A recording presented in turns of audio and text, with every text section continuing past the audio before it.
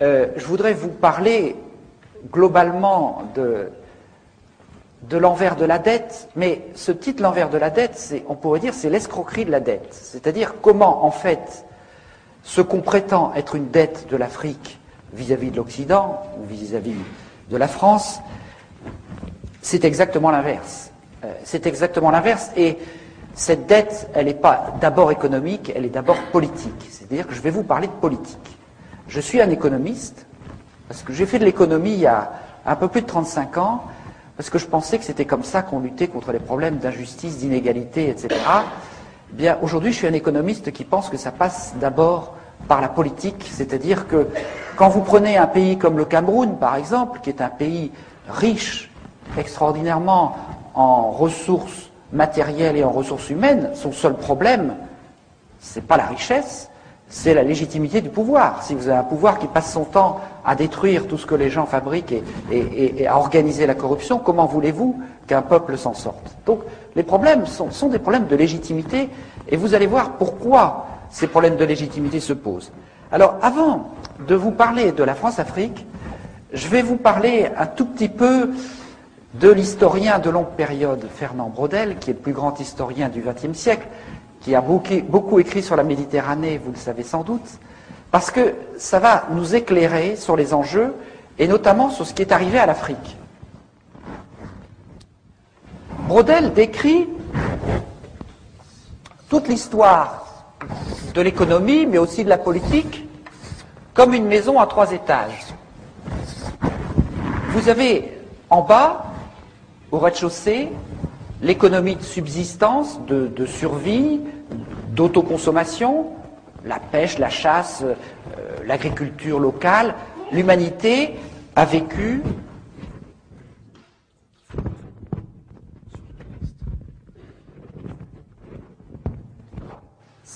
l'humanité a vécu pendant plus d'1 million d'années exclusivement dans ce rez-de-chaussée.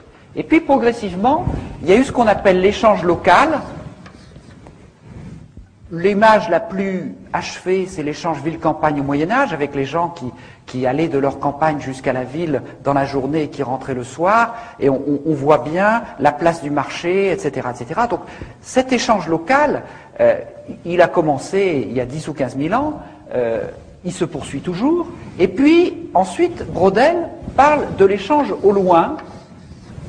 C'est-à-dire que des gens ont été capables de monter des expéditions à travers des caravanes transcontinentales, à travers ensuite les navires qui allaient jusqu'en Extrême-Orient, et puis ensuite, grâce à l'essor des télécommunications, à l'essor des moyens techniques et financiers, un certain nombre de gens ont pu s'extraire du marché local pour conquérir des positions mondiales, et ces gens-là vous parlent en permanence du marché, mais en fait, leur seule ambition, c'est grâce à leurs moyens, leur super moyen de se placer en position de monopole ou d'oligopole, comme on dit, c'est-à-dire d'être un ou deux à contrôler le marché. Autrement dit, ce que décrit longuement Braudel après un travail de plusieurs décennies et dans son ouvrage majeur Civilisation matérielle, économie et capitalisme, c'est que vous avez 3 étages de l'économie, l'étage d'extrême proximité, ensuite l'échange local, et puis vous passez à l'économie monde ou à la macroéconomie, l'économie au loin. Ici, on ne pratique pas encore les règles du jeu de l'économie, ici on les pratique, et ici on ne les pratique plus. Vous avez la même chose en politique, vous commencez dans la famille et le clan, ensuite vous avez la démocratie locale, parce que toute la démocratie, tout le débat public a toujours été local, d'abord en contrariété au pouvoir absolu. Et puis ensuite, vous avez la macropolitique, et au niveau macropolitique, on ne pratique plus les règles de la démocratie. Si vous regardez les grands enjeux du monde, le jour où les promoteurs de la démocratie, les Américains, appliqueront à l'échelle de la planète la règle de la démocratie, un homme, une voix, vous viendrez me chercher, mais je crois que je ne serai plus là. Donc, on est dans un système où, ici, on ne pratique pas les règles du jeu de la démocratie, du débat public, ici on les pratique, ici on ne les pratique plus. C'est la même chose en football. Vous apprenez à jouer au football dans la rue, dans la formelle, à côté de chez vous. Ensuite, il y a des millions de personnes qui se mettent à vouloir un arbitre et à pratiquer les règles du jeu. Et puis quand vous vous appelez Bernard Tapie ou Berlusconi, vous commencez à trouver que la glorieuse incertitude du sport, c'est bon pour les autres, mais pas pour vous. Vous avez la même chose dans d'autres domaines. Donc vous avez un mécanisme que décrit Braudel, qui est un mécanisme sociologique où l'humanité fonctionne avec un étage de proximité, puis ici on apprend à survivre, on apprend à échanger, on apprend à naviguer par des phénomènes d'initiation qui permettent de construire les différents étages et très souvent ce qu'on appelle le capitalisme, c'est quand cet étage-là écrase les autres, parce que les autres sont tout à fait indispensables, ils sont même plus qu'indispensables, c'est-à-dire que vous avez deux types de sociétés. Les sociétés ballon de rugby, attendez, c'est un œuf, là, c'est vraiment pas... Bon, enfin, la société ballon de rugby et la société en sablier.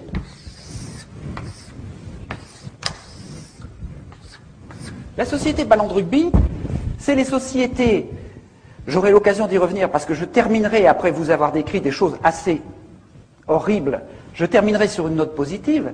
La société ballon de rugby, c'est quand l'étage intermédiaire, qui est l'étage des règles du jeu, est dilaté de telle manière que les gens ne sont pas enfermés dans les ghettos du rez-de-chaussée, et les femmes qui, dans beaucoup de civilisations et dans une grande partie de l'histoire, ont été cantonnées au rez-de-chaussée, n'accédant pas à l'échange, qu'il soit économique ou politique, dans ces systèmes où on a pu dilater l'étage des règles du jeu, elles ont la possibilité d'accéder à cet étage, et inversement, si l'étage des règles du jeu est dilaté, eh bien, il arrive à fonctionner en contre-pouvoir pour empêcher le double langage de l'étage supérieur d'être excessif ou de délirer. C'est-à-dire que quelque part, on empêche que ces gens qui sont là et qui en permanence font le contraire des règles du jeu qu'ils prétendent faire appliquer, puissent exagérer. Quand la confiance se perd, c'est-à-dire que quand dans les règles de l'économie, de la politique, de la science, du sport, de la nourriture des bovidés, etc.,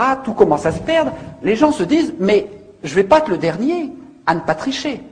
Et à ce moment-là, l'étage intermédiaire qui est dilaté par la confiance dans les règles du jeu se crève comme un ballon et on passe dans le système en sablier. C'est-à-dire qu'il n'y a plus un cycliste qui croit qu'on peut courir sans être dopé. Et par conséquent, on passe dans ce domaine-là. Autrement dit, si vous voulez, ce qui fait qu'il y a une démocratie, qu'il y a un développement, etc., suppose qu'il y ait une confiance dans un minimum de règles du jeu, et quand ces règles du jeu sont trop atteintes, on passe dans des sociétés extrêmement violentes où il y a des très riches, il y a des très pauvres, et les très riches gagnent au détriment des très pauvres. Alors, pour comprendre l'enjeu que je vais vous raconter maintenant sur l'envers de la dette en Afrique, il faut voir ce qui s'est passé depuis l'an 1000.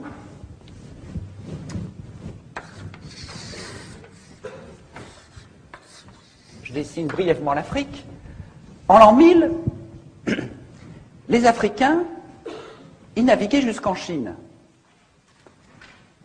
Il y avait de très grands États en Afrique. À la même époque, nous, en Europe, on clapotait péniblement dans la Méditerranée. Donc, en l'an 1000, les Africains, ils avaient l'économie de subsistance, ils avaient l'échange local, et ils accédaient à l'économie monde, à la macropolitique, à l'économie monde, etc.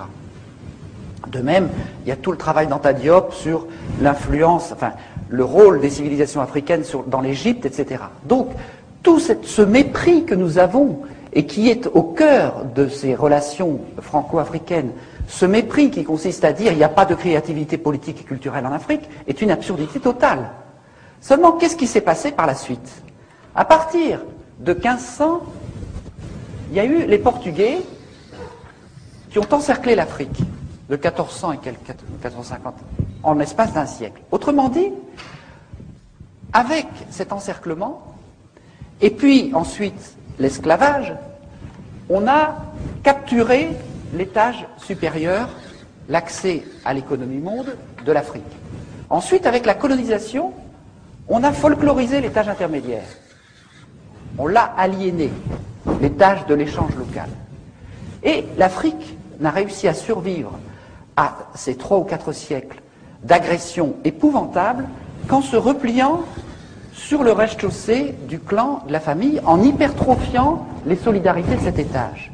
Donc ça a été quelque chose de formidable pour l'Afrique, parce que quelque part, c'est ce qui lui a permis de survivre. Et ces solidarités-là sont très importantes. J'ai écrit tout un livre sur ce fonctionnement à partir de Braudel, et on s'aperçoit bien que, en permanence, c'est de là que tout repart, c'est là que sont les gènes des civilisations, c'est de là que les valeurs d'une société peuvent repartir. Qu'est-ce que c'est que conquérir l'indépendance à partir de 1960? C'était pour les Africains reconstruire les étages qui avaient été détruits par la colonisation et l'esclavage. Et donc vous allez voir que tout ce que je vais vous expliquer maintenant de la France-Afrique, ça a été un jeu depuis 40 ans qui a consisté en permanence, par toutes sortes de moyens politiques, économiques, barbouzards ou idéologiques, de faire retomber en permanence l'Afrique dans ce niveau-là, en lui disant vous n'êtes pas capable de déployer des règles du jeu, qu'elles soient économiques, politiques, culturelles, à ce niveau-là, ni d'accéder à l'économie monde. Et donc c'est cela l'enjeu dont je vais vous parler maintenant assez brièvement. Qu'est-ce que c'est que la France-Afrique? La France-Afrique, c'est ce qui a été mis en place en 1960, au moment où De Gaulle, à cause de la pression de l'histoire, a dû accorder l'indépendance aux pays d'Afrique. Il a à ce moment-là décrété une nouvelle légalité internationale, l'indépendance. Et en même temps, il a chargé son bras droit, Jacques Foccart, de faire exactement l'inverse. Pour 3 ou 4 raisons. D'abord, pour maintenir le rang de la France à l'ONU avec un cortège d'États clients, pour maintenir l'accès aux matières premières stratégiques, le pétrole, l'uranium, ou aux matières premières juteuses comme le bois, le cacao, etc., pour maintenir le financement de la vie politique, parce que je vous parlerai tout à l'heure des chiffres de détournement de la rente pétrolière ou du bois, etc., ça représente des centaines de milliards. Et les affaires dont on vous parle en France, ce sont des lotos paroissiaux par rapport aux financements politiques qui viennent de l'Afrique. Alors, ça c'était la troisième raison. Et la quatrième, qui m'est apparue plus récemment à travers un certain nombre de travaux historiques, c'est le rôle de sous-traitant de la France dans la guerre froide au service du camp occidental, c'est-à-dire empêcher une partie de l'Afrique de basculer du côté du camp communiste. Donc, pour ces 4 raisons, De Gaulle demande à Jacques Foccart de faire exactement l'inverse de ce qu'il dit. Alors, c'est là qu'il faut comprendre le problème. C'est que si on décrète une nouvelle légalité internationale et qu'on fait exactement le contraire, ce qu'on fait est illégal, ne peut être fait que de manière occulte, cachée. Et c'est pour ça que toutes ces relations franco-africaines sont très majoritairement cachées aux yeux du public, parce qu'elles sont inavouables, puisque la nouvelle légalité, c'est l'indépendance. Autrement dit, la France-Afrique, c'est comme un iceberg. Vous avez 10% d'émergés, la France, patrie des droits de l'homme, meilleure amie de l'Afrique, généreuse, etc., toute une face immaculée dans la relation franco-africaine, et vous avez 90% d'immergés, qui est la réalité profonde de la réalité franco-africaine, qui est le système mis en place par Jacques Foccart et qui visait à maintenir la dépendance. Quels étaient ces moyens inavouables? Je vais très vite parce que je voudrais ensuite passer à l'actualité et puis aux enjeux actuels. Quels étaient les moyens parallèles, illégaux, inavouables de tenir cette relation franco-africaine? Le premier, ça a été de faire un grand ménage pour choisir des chefs d'État amis de la France, souvent d'ailleurs avec la nationalité française, parfois tout simplement des agents des services français comme Omar Bongo, qui vivent souvent en France d'ailleurs, tous ces gens-là. Donc on a choisi des proconsuls à la peau noire. On les a choisis comment? D'abord par une guerre civile épouvantable au Cameroun, qui a fait entre 100 000 et 400 000 morts, une guerre digne du Vietnam qui ne figure dans aucun manuel d'histoire. Ensuite, en assassinant les chefs d'État légitimes élus par la population, comme Sylvanus Olympio au Togo, qui a été assassiné par 4 sergents-chefs revenant de la guerre d'Algérie, dont l'un d'entre eux est toujours au pouvoir, Eyadema, tout cela sous la supervision de l'officier français qui était chargé d'assurer sa sécurité. Barthélemy Boganda, par exemple, le centrafricain, est mort dans un accident d'avion suspect, donc on a fait un grand ménage. Ensuite, les autres, on les a promus par la fraude électorale ou par la corruption, les moyens classiques. Il n'y en a qu'un seul qui a résisté, qui est Sékou Touré, mais qui a connu tellement de vrais complots en l'espace de 2 ans qu'il a fini par en voir défaut et par devenir paranoïaque, donc par être écarté quelque part du jeu. Donc on a mis en place un certain nombre de chefs d'État amis et on a pu tenir ce système par un ensemble de mécanismes parallèles que je n'ai pas beaucoup le temps de décrire, mais sur lesquels on reviendra si vous voulez. C'est une présence mercenaire, mais ces mercenaires comme Bob Denard, c'était déjà des vrais faux mercenaires, puisque chaque fois qu'il avait un procès, l'ensemble des services secrets venait dire « Mais Monsieur Denard travaille pour vous, pour nous. Ce n'est pas un mercenaire, c'est un corsaire de la République. » Donc on voit bien que c'était des moyens occultes qui en fait ne trompaient pas grand monde. Mais il y a d'autres moyens beaucoup plus subtils, beaucoup plus forts. C'est les entreprises faunées des services secrets français, notamment Elf, dont le Floch Prigent, l'ancien PDG, nous explique simplement que Elf, c'était le faux-nez des services secrets français, c'est-à-dire que les dizaines, les centaines de milliards prélevés sur le pétrole, entre le prix d'achat très, très faible et le prix de vente, et aussi avec les quantités de cargaisons non déclarées, une cargaison non déclarée, ça fait chaque fois 150 millions de francs. Bon, tout cet argent a permis de mener un certain nombre d'actions secrètes, par exemple la guerre de la France contre le Nigeria, cette fameuse guerre du Biafra pour conquérir la partie pétrolière du Nigeria, mais aussi tout un tas de coups d'État, de guerres civiles, de trafic d'armes, dont je vais vous parler tout à l'heure. Et tout cela a été alimenté par un certain nombre de circuits financiers parallèles, par les surfacturations des gros chantiers, par un certain nombre de petites entreprises de sécurité dans l'environnement pétrolier qui faisaient payer 3 fois leurs prestations et qui étaient dirigées par des gens comme Denard. Donc la différence servait à leurs bonnes œuvres. Ou bien les missions de coopération, nous en avons eu la preuve, avaient des petites sociétés barbouzardes qui leur facturaient 3 fois le prix pour se mettre de côté la différence et puis pouvoir mener leurs actions parallèles. Donc on a mis tout un tas de mécanismes qui permettaient de pomper le fric, si vous voulez, des pompes à fric, qui permettaient de tirer une bonne partie de la substance de la rente des ressources africaines et de l'extraire, notamment, grâce au franc CFA. On vous dit toujours le franc CFA, c'est un cadeau fait à l'Afrique. Le franc CFA, ça veut dire colonie française d'Afrique, je vous rappelle. Bon. Le franc CFA, étant donné que c'est un franc convertible, ça permettait de manière très simple que quand on faisait un don ou un prêt à l'Afrique, eh bien l'avion repartait aussi vite de Yaoundé ou de Lomé pour aller en Suisse, et là les billets neufs, grâce à la convertibilité du franc CFA, étaient transformés en devises et partagés entre le décideur français et le responsable africain.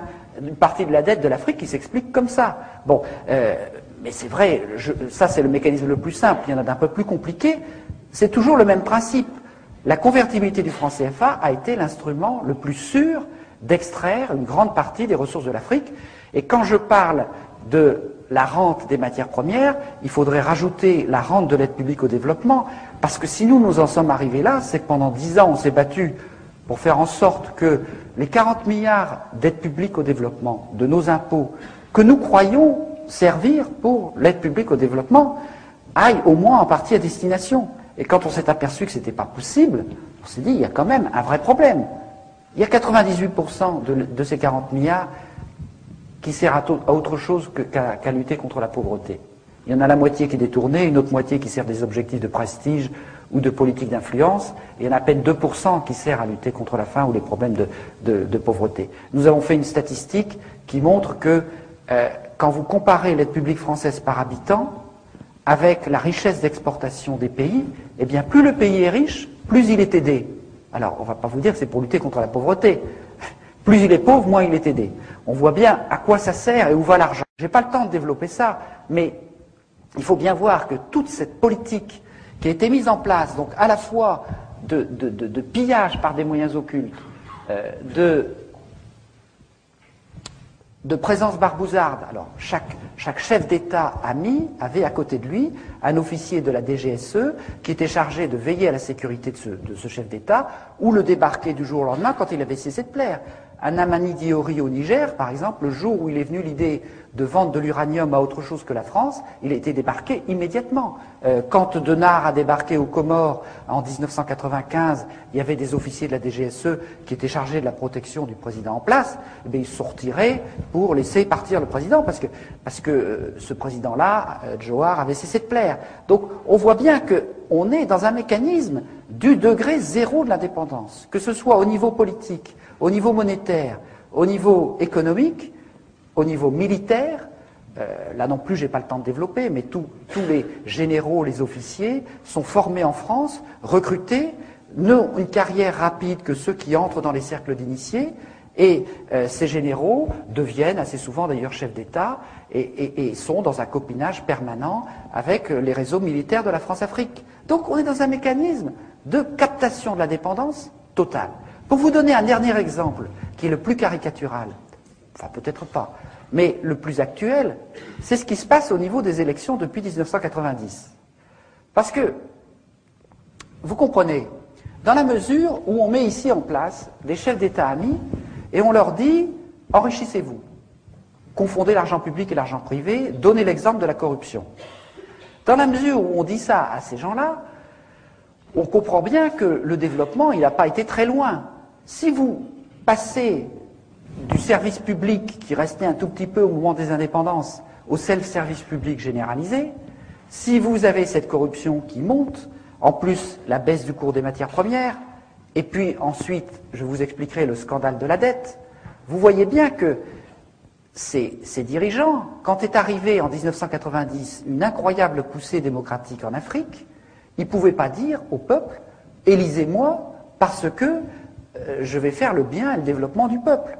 Et à ce moment-là, ils se sont mis, et j'en dirai quelques mots, à utiliser l'arme ultime du politique, qui est l'arme du bouc émissaire, l'arme de la manipulation de l'ethnisme, en disant « si vous ne votez pas pour moi, ce sera l'ethnie détestée qui va venir prendre la place à ma place ». Et c'est ce qui s'est passé exactement au Rwanda, ce qui a failli se passer en Côte d'Ivoire, et qui menace un certain nombre de pays d'Afrique. Mais pour assurer en même temps la continuation de ces régimes usés, mis en place par la France-Afrique, on a trouvé une formule extraordinaire de coopération en iceberg. Mitterrand a déclaré en 1990 « Vive la démocratie en Afrique », je résume, on va vous aider, on va vous fournir des urnes transparentes, des bulletins, pour que le peuple puisse élire ses dirigeants. Alors les gens se sont mobilisés de manière incroyable autour des urnes pour empêcher qu'on les bourre jour et nuit. Ils ont voté à 70-80% pour chasser le dictateur. Et puis, en même temps qu'on faisait cette coopération à ce niveau-là, on envoyait dans la capitale, auprès des ordinateurs chargés de centraliser les résultats, des coopérants très spéciaux issus des réseaux Pasqua ou de la mairie de Paris, où en fraude électorale on est relativement adroit, et avec des logiciels un peu spéciaux, on faisait en sorte que les 80% de votes contre le tyran se transforment en 80% de votes pour le tyran, ou en 52% s'il était modeste. Donc, et cela, ça s'est passé dans 50 élections majeures en Afrique, au sud du Sahara. Il n'y a eu que 2 ou 3 exceptions au début, quand la France-Afrique a été prise par surprise au Bénin, au Congo-Brazzaville, etc. Et puis, 2 ou 3 à la fin, quand des peuples ont trouvé la parade. Au Niger, par exemple, il y avait un dictateur installé par Focard, il a été renversé, la France a hurlé à l'interruption du processus démocratique, n'est-ce pas, puisque le dictateur a été renversé. Et donc, les officiers qui avaient renversé le dictateur ont organisé des élections tout seuls, et ça a été les élections les plus incontestées d'Afrique depuis 40 ans. Bon,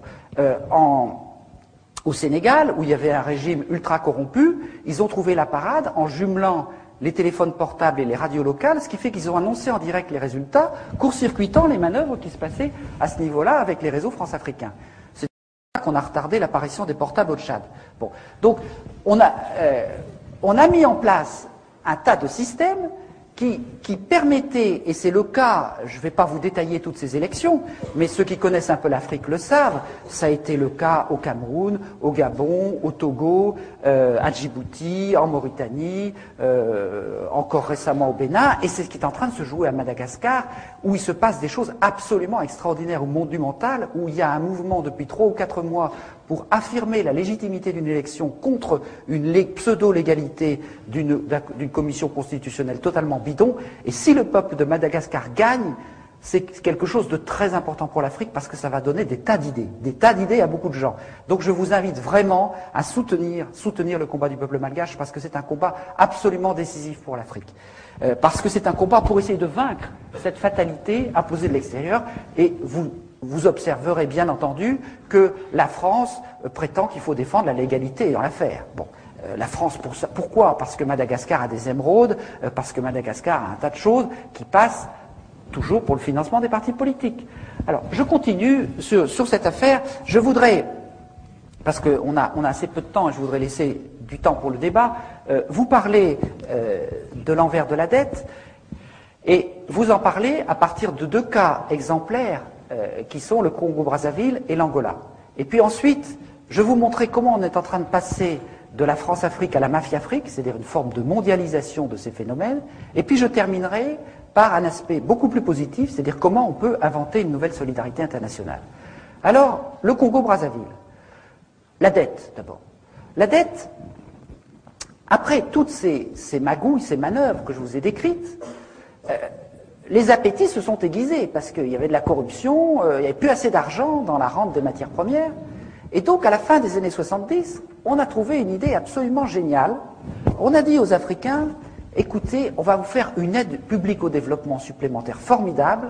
On va vous prêter à 1, 2 ou 3%, par exemple, alors que le taux du marché est à 10 ou 12%. Et la différence, on va dire, c'est cadeau, c'est de l'aide publique au développement. Donc, on va vous prêter à tout va. Sauf que, on a prêté pourquoi? La moitié, comme je vous le disais, est repartie directement en Suisse ou dans les paradis fiscaux. L'autre moitié a servi à des projets somptuaires, des palais, aménager le Boeing de Bongo, etc., etc. Ou ça a servi également à ce qu'on appelle les éléphants blancs, c'est-à-dire des projets dont le seul intérêt était d'être des gros chantiers pour des entreprises françaises.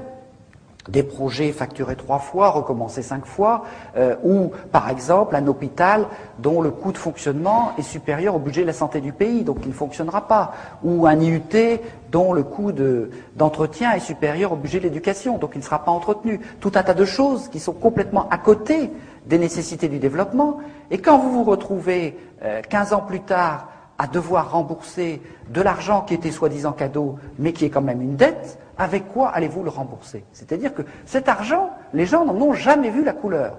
Alors ça, c'est le phénomène, j'allais dire, ordinaire. Avec le cas du Congo-Brazzaville, on passe à une échelle qui est encore beaucoup plus incroyable. Beaucoup plus incroyable. Parce que là, on a un phénomène que je voudrais que vous arriviez à comprendre, parce qu'il est un petit peu extraordinaire. C'est que on a un pays qui a du pétrole. Alors, depuis qu'il a du pétrole, la France-Afrique, ELF, etc., lui prend son pétrole. Elle lui prend son pétrole, il y en a un tiers au moins qui n'est pas déclaré, qui passe au noir. L'or noir passe au noir. Dans des cargos qui vont se vendre sur les marchés parallèles. Jamais le gouvernement congolais n'a eu la possibilité de savoir combien il y a de pétrole qui sortait de chez lui. On lui donnait de temps en temps une feuille de papier avec 3 chiffres. Bon. Avec interdiction d'aller vérifier. Bon. Donc, le pétrole, on lui pompe son pétrole. Et puis, à la place de ça, qu'est-ce qu'on fait? On fait de la dette. On dit aux gens, écoutez, endettez-vous, on va vous faire un château à Paris, on va vous donner de l'argent par là, etc. Et donc, on fait ce qu'on appelle des prêts gagés sur le pétrole. On a vendu le pétrole pour 10 ans, 15 ans, tout le pétrole à venir. Et avec ça, ces prêts gagés, on vous explique qu'on passe par 30 ou 40 intermédiaires. On fait le tour de tous les paradis fiscaux. Chaque fois, il y en a un qui prend 1 ou 2%. Chaque fois, ça augmente la dette. Et puis, ensuite, on revend la dette, etc., etc. Et puis, c'est comme des œufs en neige. On vous a fait une dette au départ sur du pétrole que vous allez extraire dans 5 ans. Et cette dette, à force de se monter comme des œufs en neige, elle se multiplie par 3, 4, etc. Et vous vous retrouvez avec un des pays les plus riches d'Afrique, qui est le Congo-Brazzaville, qui, à la fin, a une dette qui est égale à 3 fois sa production annuelle globale, son PIB, comme on dit. Donc, vous avez quelque chose d'extraordinaire. On vous prend le pétrole, et à la place, au lieu de vous mettre de l'argent, on vous prend de l'argent. On vous enlève 3 fois l'argent. C'est quand même une opération formidable. Alors, je ne vous rentre pas dans tous les détails, parce que les mécanismes qui passent par les paradis fiscaux, tous les intermédiaires, il y en a des quantités, je décris ça en détail dans l'envers de la dette, c'est un peu compliqué, mais le résultat, il est là. C'est-à-dire, c'est pas plus et moins, c'est pas de la comptabilité en partie double, on prend du pétrole, on met de l'argent. Non, on prend du pétrole et on arrive à prendre de l'argent. Et puis alors, ce qui est encore plus extraordinaire, c'est qu'il y a une partie de cet argent qui sert à acheter des armes On arme les deux cours de la guerre civile, comme je vais vous l'expliquer, et avec ça, le pays est détruit. Bon, c'est extraordinaire. Comme criminalité répétitive, c'est quand même intéressant. On prend le pétrole, on met la dette, on détruit le pays. C'est assez radical. Alors évidemment, le pays, après ça, est dans une difficulté assez importante pour aller discuter le pourcentage du pétrole. Et donc je vais vous raconter ça, non plus sous l'angle de l'envers de la dette, mais sous l'angle de l'actualité politique, criminelle et militaire du Congo-Brazzaville. Qu'est-ce qui s'est passé en 1990 ? On avait une dictature dirigée par M. Denis Sassou Nguesso.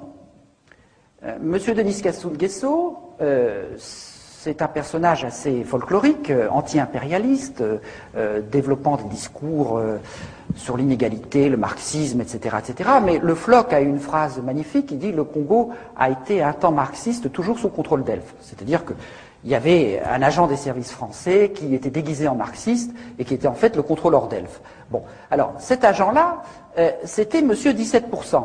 Pourquoi ? Parce qu'il ne demandait pour son pays que 17% du pétrole. C'était quand même un monsieur bien confortable. Alors, par ailleurs, il touchait de l'argent grâce à tous les détournements, mais ça, c'est une autre affaire. Pour Elf, ça ne coûtait que 17% du pétrole déclaré. Alors, il y a un grand mouvement démocratique qui apparaît à partir de 1990.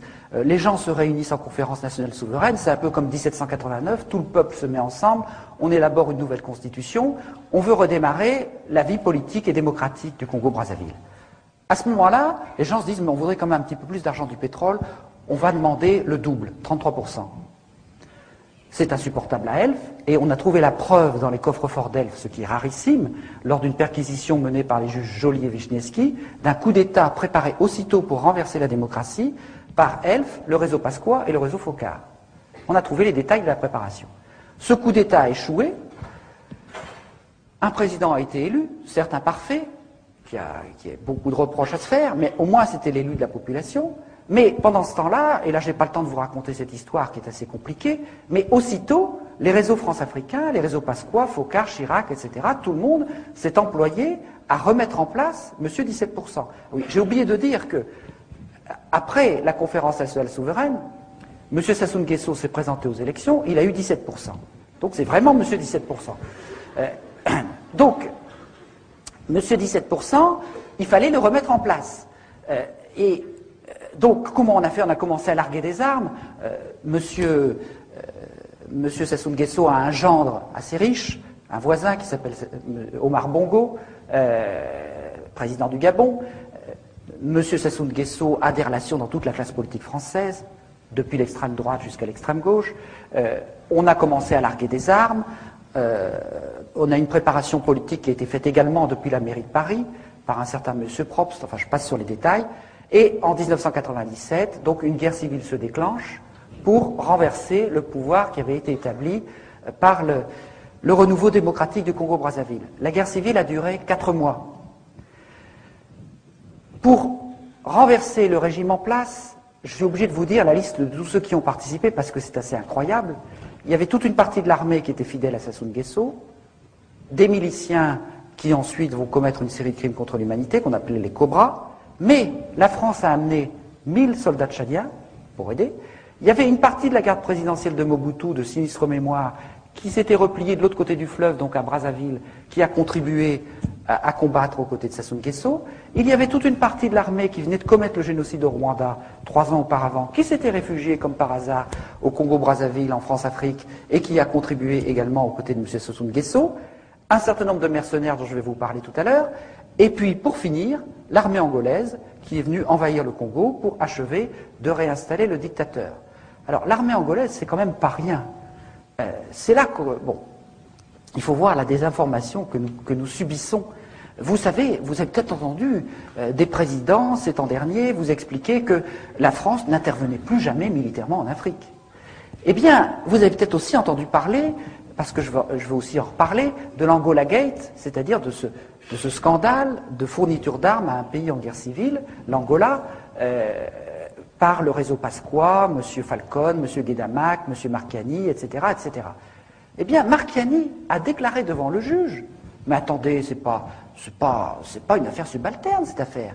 Nous avons négocié avec l'Angola pour lui fournir des armes, et en contrepartie, Il a dit ça au juge. En contrepartie, l'armée angolaise allait intervenir pour les intérêts de la France dans les guerres civiles des deux Congos, le Congo-Brazzaville et le Congo-Kinshasa. Ce sont les deux guerres civiles les plus meurtrières d'Afrique en ce moment, ou qui ont été les plus meurtrières. Donc sans que vous le sachiez, sans que le Parlement le sache, eh bien il y a eu la France, par Angola interposé, par Tchadien interposé, par Mobutuiste interposé, etc., a mené une guerre qui a contribué à détruire le Congo-Brazzaville. Et je n'ai pas le temps de développer, mais dans cette guerre, les deux camps de la guerre civile ont été armés par des trafiquants d'armes liés aux pétroliers avec l'argent de la dette. Si je continue, M. Sassou Nguesso, M. 17% revenu au pouvoir et recommençant les mêmes pratiques, la guerre civile, un bout de guerre civile, renaît un an plus tard. Et entre décembre 98 et décembre 99, le rouleau compresseur angolais, tchadien, les miliciens, etc., les mercenaires dont je vous parlerai, ce rouleau compresseur a fait au Congo-Brazzaville minimum 100 000 morts, une cinquantaine de radours sur glane, plus de 20 000 viols ethniques, plus en un an que tout ce qui s'est passé au Kosovo, en Tchétchénie et à Timor-Est réunis. Regardez la couverture de presse de ces 3 derniers événements pendant la même période. Regardez ce qu'on vous a raconté sur ce qui s'est passé au Congo-Brazzaville, l'un des tout premiers fournisseurs pétroliers français et le berceau de la France libre. Rien. Une censure quasi totale. Et, bien entendu, ce pays maintenant, sa normalisation est achevée. Le dictateur vient d'être légitimé par de pseudo-élections. Et on vient de dire, M. Sassou Nguesso, donc, est un élève modèle de la nouvelle guerre du bien contre le mal. Il s'est évidemment le premier à s'enrôler auprès de M. Bush. Parce que dans cette affaire, évidemment, les Américains étaient tout à fait d'accord. Alors, simplement, pour vous donner encore un tout petit exemple, j'ai essayé d'accélérer parce que j'ai beaucoup de choses à vous dire, mais pour vous donner un tout petit exemple du fonctionnement de la France-Afrique, dans cette affaire-là, il y a eu tout un tas de mercenaires français, et ça c'est quelque chose de très inquiétant pour la démocratie, parce que tous les grands pays occidentaux, aujourd'hui, pour ne plus intervenir militairement officiellement, sont en train de développer dans des proportions considérables des sociétés de mercenaires qui pourront échapper aux lois de la guerre, mais qui sont en fait complètement contrôlées par les services secrets. Et il y a deux types de vrais faux mercenaires. Il y a eu un triplement depuis 1990 du nombre des soldats qu'on pourrait appeler des forces spéciales, qui dépendent maintenant directement du commandement des opérations spéciales, le COS, qui est rattaché hors hiérarchie à la présidence de la République. Autrement dit, depuis 1990, le président de la République française dispose de sa garde présidentielle comme n'importe quel chef d'État africain. Et il peut mener des guerres secrètes, ce qu'il a fait au Rwanda et ce que Chirac a fait au Congo-Brazzaville. D'ailleurs, le ministre de la Coopération français a vendu la mèche dans Jeune Afrique. Il a dit qu'il y a vraiment beaucoup trop de confusion au Congo-Brazzaville, parce qu'il y a quantité de mercenaires français qui ont à peine eu le temps de quitter l'uniforme qu'ils portaient hier. Parce que c'est tout simplement des militaires des forces spéciales qui se déguisent en mercenaires, qui font un intérim de mercenariat et qui porteront à nouveau leur uniforme demain. C'est quand même tout à fait gênant. Mais il y a encore pire. Il y a tous les mercenaires d'extrême droite qui sont répandus à travers toute l'Afrique et dont le vivier est constitué par la garde présidentielle de Jean-Marie Le Pen, le DPS, Département Protection Sécurité. Il y a 1700 hommes là-dedans, anciens gendarmes, anciens militaires, anciens policiers. Toutes les sociétés de mercenaires françaises recrutent parmi ces 1700 hommes. Il y a au moins une quinzaine de sociétés de mercenaires, et quand nous sommes plaints de la présence de ces mercenaires au Congo-Brazzaville, au ministère des Affaires étrangères, on nous a dit, mais il faut respecter la liberté du commerce. Alors, ces sociétés, pour voir un peu de quoi il s'agit, il faut que je vous raconte très brièvement l'histoire de Bernard Courcelles. Bernard Courcelles est un officier du plus secret des services de renseignement français, qui s'appelle la sécurité militaire ou la DPSD. La DPSD est chargée entre autres du contrôle des trafics d'armes et des mercenaires. En 1980, il démarre sa carrière avec un certain Bruno Gollnisch, qui a fait une autre carrière par la suite. Bernard Courcelles, chargé de contrôler les mercenaires, il crée sa société de mercenaires avec son frère, qu'on verra ensuite dans les 15 années à venir. Ensuite, il est chargé de la sécurité de l'entreprise Lucher, qui fournit des armes à l'Irak et à l'Iran pendant toute la guerre des années 80. car la stratégie occidentale, c'était que la guerre dure le plus longtemps possible. Ensuite, je passe quelques épisodes, en 1990, il devient en quelque sorte le garde du corps de Madame Mitterrand-Bis, Anne Pajot. Madame Mitterrand-Bis était conservatrice du musée d'Orsay, et pas du Quai d'Orsay, pardon. Et Monsieur Bernard Courcelles a été chargé de la sécurité du musée d'Orsay. Quand on sait les dizaines de millions, pour ne pas dire les centaines de millions, que Mitterrand a dépensé pour garder le secret de sa vie privée, on peut difficilement imaginer un personnage plus près du cœur du pouvoir. Or, sans transition, en 1994, M. Bernard Courcelles est nommé directeur de la garde présidentielle de Jean-Marie Le Pen. Il passe de Mme Mitterrand-Bis à Jean-Marie Le Pen sans transition, et pendant 6 ans, il va être le directeur de ce vivier de mercenaires, qui l'enverra un peu partout, en Afrique et ailleurs. En 1999, il devient directeur de la garde présidentielle de M. Sassou Nguesso au Congo-Brazzaville, qui venait de commettre une série de crimes contre l'humanité, et 2 mois plus tard, directeur de la sécurité des installations pétrolières françaises au Gabon, un poste tout à fait marginal. Donc vous voyez cette espèce de glissement entre Mitterrand, les trafics d'armes, les mercenaires, la garde présidentielle de Le Pen, la sécurité des installations pétrolières, ça a quelque chose de tout à fait hallucinant. Et vous avez peut-être vu récemment sur France 3, après un interview dans Libération, qu'un repenti de chez Courcelles avait expliqué comment ils faisaient leurs coups en Afrique, comment de temps en temps ils venaient aussi menacer des opposants en France, et comment, quand ils étaient un peu trop désœuvrés, on les envoyait dans les quartiers sensibles brûler des voitures pour y attiser aussi un peu l'ethnisme, parce qu'il n'y a pas de raison de développer le racisme seulement en Afrique. Donc vous voyez quand même que ces mécanismes sont assez inquiétants pour la démocratie. Alors je continue dans le négatif avant de passer un peu plus dans le positif, parce qu'il faut aller au fond du négatif. Il faut quand même nettoyer un peu les esprits de ce côté-là. Alors, il faut un petit chiffon. Je passe en Angola. L'Angola, c'est un pays très contrasté. C'est le pays le plus riche d'Afrique. Il y a d'énormes gisements d'or noir, de pétrole. C'est l'Arabie saoudite du XXIe siècle. Des patates d'or noir, de pétrole, gigantesques au large de l'Angola. Et en même temps, c'est le pays le plus malheureux d'Afrique parce qu'il est en guerre civile depuis 25 ans. On sait aujourd'hui, c'est tout à fait prouvé, que les Américains, les Français et d'autres armaient les deux côtés de la guerre civile. D'ailleurs, à Elf, c'était très simple. Sirvin armait les rebelles et Tarallo armait le gouvernement. Donc ça pouvait durer longtemps. Donc, un pays en guerre civile, un pays avec une richesse pétrolière extraordinaire. Alors, à ce niveau-là, quand il y a tant de pétrole, il faut partager les risques. On fait ce qu'on appelle des consortiums, c'est-à-dire des camemberts. Donc vous avez une grande patate d'or noir qui va produire 3-4 millions de tonnes, et vous avez ceci qui n'est pas un signe de paix, 43% pour Total Elfina, 43% pour une société anglo-saxonne, Chevron, Exxon ou tout ça, parce qu'évidemment, l'opposition, la guéguerre franco-américaine ou franco-britannique, c'est de la propagande à usage subalterne. Quand il s'agit de choses sérieuses, on s'entend. Mais le plus intéressant, c'est ce qui se passe ici. C'est-à-dire, il y a 10% pour une société qui s'appelle Falcon Oil. Alors, Falcon Oil, c'est M. Falcon qui a enlevé un nœud et qui a fondé une société pétrolière aux États-Unis. Il n'est pas plus pétrolier que vous et moi, mais lui, le pasquoyen anti-américain, s'est installé à côté de Bush et était le plus gros contributeur de la campagne électorale de Bush.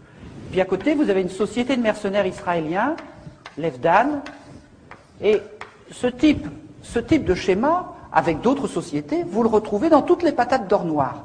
Autrement dit, vous avez un gisement gigantesque, est inscrit pour toute sa durée de vie la fourniture de biens et services de guerre. C'est comme ça que tous les pays d'Afrique et d'ailleurs, qui ont le malheur d'avoir du pétrole, au lieu que ça les enrichisse, ça les appauvrit, parce que la guerre est dans les gènes de l'exploitation pétrolière. Quand on a compris ça, on est obligé d'entrer dans des considérations assez inquiétantes. C'est-à-dire que, en fait, tous ces gens, les Marchiani, les Falcon, les Guedamac, les Sirvin, etc., ces gens-là qui sont dans le pétrole, ils sont aussi dans les ventes d'armes. C'est pour ça que l'affaire Elf est une affaire de trafic d'armes. Pourquoi, quand on parle d'affaire Elf, c'est l'affaire des frégates de Taïwan? Mais parce que c'est exactement la même chose. Tout l'argent du pétrole, une grande partie de l'argent du pétrole, passe par les paradis fiscaux. Une grande partie passe par des circuits opaques et occultes. Or, les armes, c'est la même chose. Il y a entre 25 et 50% de commissions. Tout passe par les paradis fiscaux. Et donc, puisque c'est les mêmes tuyaux, c'est les mêmes gens qui s'en occupent. Ces gens-là, ils font à la fois dans le pétrole et dans les armes. C'est d'autant plus pratique qu'il y a une partie de l'argent du pétrole qui sert à acheter des armes. Et tout ça constitue des cagnottes considérables. Pourquoi? Parce qu'il n'y a pas seulement les armes et le pétrole. Tous ces gens-là dont je viens de vous parler, ce sont soit des agents des services secrets, soit des honorables correspondants des services secrets. M. Falcon et M. Guedamac étaient protégés par la DST. M. Guedamac est aussi dans l'orbite de l'ancien KGB, du Mossad. M. Falcon est très proche des États-Unis. Tous ces gens-là, ils sont multicartes des services secrets. Alors, qu'est-ce que ça veut dire en fait? Ça veut dire que depuis la guerre froide notamment, l'ensemble des services secrets des deux camps ont toujours eu des besoins de financement très supérieurs à ce que leur votaient les parlements. Et par conséquent, depuis toujours, ils se sont constitués des cagnottes en trafiquant, en magouillant dans le pétrole, dans les armes, mais on pourrait aussi dire les diamants, la forêt, etc. Donc vous avez une sorte de triangle. Armes, pétrole, services secrets. Et puis, en fait, quand vous regardez de près, ça va plus loin. C'est pas seulement les armes, le pétrole et les services secrets, c'est aussi branché complètement sur les circuits de blanchiment qu'on a en Afrique, à travers la Corse-Afrique des Jeux, Paris et Casino, dont on entend parler en ce moment, et qui a les mêmes comptes en banque et les mêmes circuits, très branchés sur le pétrole aussi. Parce que depuis toujours, les services secrets, dans leurs manœuvres, vous le savez bien depuis la guerre d'Indochine qui était financée à moitié par le trafic de l'opium, vous le savez bien aussi que, je l'ai expliqué sans que Pasqua n'ait jamais osé m'attaquer en diffamation, que c'est lui qui a créé la French Connection pour faire un petit peu des bonnes œuvres des services secrets, etc., etc. C'est-à-dire qu'on arrondit les angles du côté, les magots, plus exactement, on arrondit les magots du côté d'un certain nombre de trafics, drogue, faux monnayage, etc., etc. Alors, tout cela, ça constitue des sommes d'argent parallèles, de manœuvres qui permettent de renverser des gouvernements, qui permettent de faire des politiques parallèles dans un certain nombre de pays, tout à fait inquiétant. Mais ce qui est encore plus inquiétant, et je vais finir par là ce que je vais vous dire sur l'Afrique avant de rebondir sur autre chose, c'est le passage de la France-Afrique à la mafia-Afrique. Parce que dans cette histoire de l'Angola, vous avez le pourboire pour Jean-Christophe Mitterrand, 13 millions, vous avez 3 milliards pour Guedamac, 3 milliards pour Pierre Falcon, et quand vous passez à Guedamac, c'est 30, 40, 50 milliards qu'on commence à entrevoir. Pourquoi? Parce que Guedamac est en quelque sorte le représentant de cette énorme masse financière que certains appellent la mafia russe, mais qui est tout simplement le pillage de la Russie qui s'est produit en l'espace de 4 ans entre 1989 et 1993. Au moment où le mur allait s'effondrer, le KGB et la nomenclature russe, en l'espace de 4 ans, ils ont bradé à 10% de sa valeur les énormes stocks stratégiques d'aluminium, d'engrais, de diamants, de pétrole et les armes de l'armée rouge qui étaient en quantité considérable.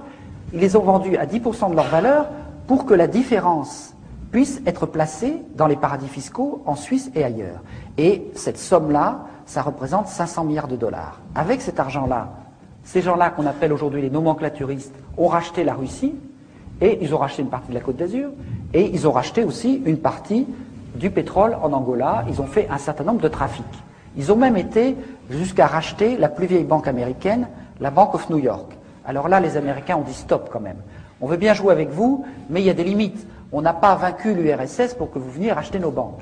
Donc, à ce moment-là, ils leur ont dit, mais les 10 milliards les 10 milliards de dollars d'argent du FMI, ils ne seraient pas disparus par hasard? Alors, effectivement, ils étaient disparus. Et disparus par ce circuit-là. Alors, après cette sommation, dont vous avez sûrement beaucoup entendu parler, un mois plus tard, le FBI a reçu l'ordre d'arrêter l'enquête sur ces 10 milliards de dollars du FMI. Pourquoi? Parce que ce que je suis en train de vous expliquer, c'est que Guedamac, c'est, je vous ai dit, l'ex-KGB, le FSB, la DST, le Mossad, quelques autres services encore. Il est associé à Falcon, qui est branché sur les États-Unis, et on pourrait continuer longtemps comme ça. Donc en fait, qu'est-ce qui est en train de se passer depuis 3 ou 4 ans? C'est que ces nappes souterraines parallèles gérées dans l'orbite des lobbies militaro-industriels, des pétroliers et des services secrets sont en train de s'interconnecter. On a une mondialisation des phénomènes de criminalité financière ou d'argent parallèle des différentes nationalités. Et c'est ça qui est en train de se passer à travers des personnages comme Guédamac, qui est en quelque sorte le porte-parole de la masse financière russe. Donc on s'aperçoit qu'on est en train d'assister à une espèce de prise de contrôle extrêmement dangereuse, parce que la France-Afrique, qu'est-ce que c'était? C'était une raison d'État mise en place par De Gaulle avec des pratiques de voyous, des pratiques illégales de voyous. Mais quand vous avez des gens qui pendant 40 ans font des pratiques de voyous, eh bien ils deviennent des voyous. Un Sirvin, qui est un honorable correspondant des services secrets, il dit, mais j'ai de quoi faire 20 fois sauter la République, j'ai de quoi me payer toute la classe politique, ce qu'il a fait. Donc ce n'est plus la classe politique qui commande aux services secrets, c'est ces gens-là qui se mettent à commander à la classe politique. Donc tout ça est extrêmement inquiétant par rapport à notre démocratie, outre que ça contribue à détruire l'Afrique et à lui coller des dettes qui n'ont ni queue ni tête. Bon. Mais je voudrais maintenant terminer assez rapidement en passant sur l'enjeu politique majeur qui est derrière tout ça. Derrière tout ça, il y a d'abord le problème de l'accélération incroyable de la délinquance, de la criminalité financière, de la dérégulation financière, qui est en train de constituer un gouvernement parallèle du monde. Bon. Et une partie des événements récents s'explique aussi par cela. J'espère que certains d'entre vous ont lu Révélation ou la boîte noire, parce que tout ça est parfaitement expliqué là-dedans. En fait, tout cela, la criminalité financière, peut paraître mystérieux, mais ce n'est pas si compliqué que ça. En fait, qu'est-ce qui est en train de se passer dans cette mondialisation négative? C'est que, autrefois, pourquoi avons-nous été capables de dilater cet espace intermédiaire, je vais y revenir tout à l'heure, de construire des biens publics en France, etc. C'est parce que quand dans un État-nation, il y a des gens qui fraudent ou qui font de l'escroquerie, la police, la justice ou le fisc a la possibilité d'aller contrôler leurs comptes en banque. Aujourd'hui, c'est totalement impossible dans le cadre de la mondialisation. Le juge Van Ruymbeck vous explique qu'un mafieux qui place 10 millions de dollars d'argent de la drogue en Suisse, à Genève ou à Lugano, en 24 heures, il crée 4 sociétés écrans dans 4 paradis fiscaux, il fait 4 virements, et si un juge vient le savoir par miracle, il lui faut 1 an et demi pour remonter chaque virement. C'est-à-dire 6 ans pour remonter ce que quelqu'un a déplacé en 24 heures. Par conséquent, on est dans un système d'impunité totale. Et il n'y a aucune raison que ça s'arrête. Aujourd'hui, la moitié des transactions financières internationales passent par les paradis fiscaux. 1000 milliards de dollars chaque année d'argent du crime rentrent dans le système bancaire, y compris dans les plus grandes banques françaises.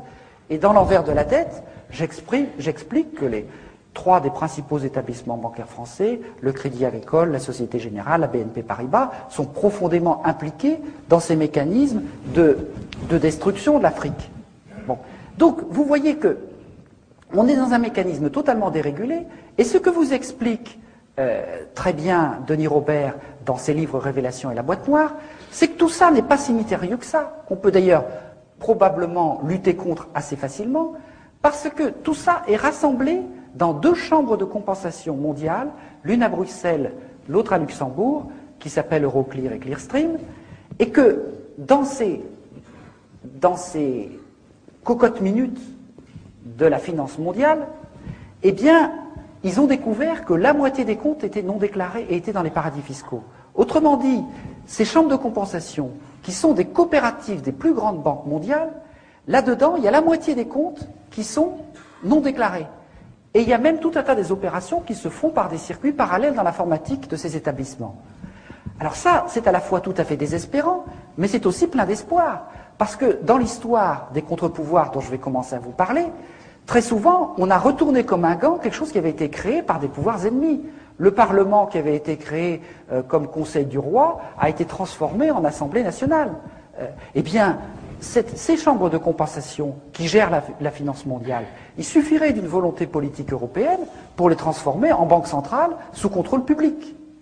Et à ce moment-là, on aurait les traces de toutes les opérations de criminalité dont je viens de vous parler, et je n'ai malheureusement pas le temps de vous expliquer que nous sommes en train de découvrir, avec les gens qui se battent contre la dette, tout un tas d'instruments juridiques qui permettent de faire des procès à ceux qui ont accordé la dette pour montrer non pas qu'il faut remettre la dette, mais que la dette est nulle pour toutes sortes de raisons juridiques. Il y a tout un tas de précédents juridiques qui ont été trouvés et qui montrent qu'on peut tout à fait attaquer les différents éléments de la dette devant des tribunaux occidentaux et qu'on a des chances, en fonction d'un certain nombre de précédents historiques et juridiques, de pouvoir montrer que toute cette escroquerie est nulle juridiquement. Donc, là aussi, c'est l'envers de la dette. Parce qu'on ne va pas se contenter de demander la charité et l'annulation de la dette, on va pouvoir l'attaquer. Et on va pouvoir l'attaquer notamment en allant chercher les preuves de toutes les transactions dans ces chambres de compensation qui se trouvent à Luxembourg ou à Bruxelles, sauf si par hasard elles brûlent un jour, ce qui pourrait arriver. Alors, je finis simplement sur les éléments positifs, avant de vous laisser la parole, en vous disant que, dans notre histoire, on n'a pas fait que des choses négatives. En 200 ans, on a quand même été capable, et je suis obligé de caricaturer très vite pour laisser un peu de place au débat, on a été capable quand même de construire à l'échelle nationale ou européenne un petit peu de biens publics. En 1815, on avait à peu près 15% de biens publics en France sur un petit gâteau national, une petite production nationale brute. On avait un peu de police, la police, oui, une justice de classe, quelques routes, etc.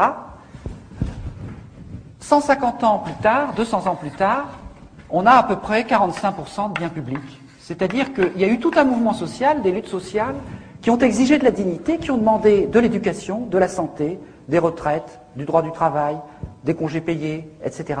C'est-à-dire qu'il y a eu tout un combat pour la dignité, qui s'est fait difficilement sur la durée, mais qui a eu pour objectif de dire, mais attention, dans la richesse qui est produite, il y a de la richesse qui est marchande, des biens privés, mais il y a aussi de la richesse qui ne doit pas être de la marchandise, qui est beaucoup trop importante.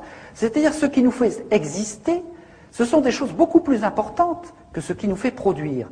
Et même aujourd'hui, il n'y a plus personne à la Banque mondiale, contrairement à ce que vous croyez, qui ose défendre le principe, ou contester le principe, qu'un peuple bien éduqué et en bonne santé est plus efficace économiquement qu'un peuple malade et analphabète. C'est-à-dire que un niveau de biens publics suffisant est absolument indispensable, y compris pour la prospérité économique.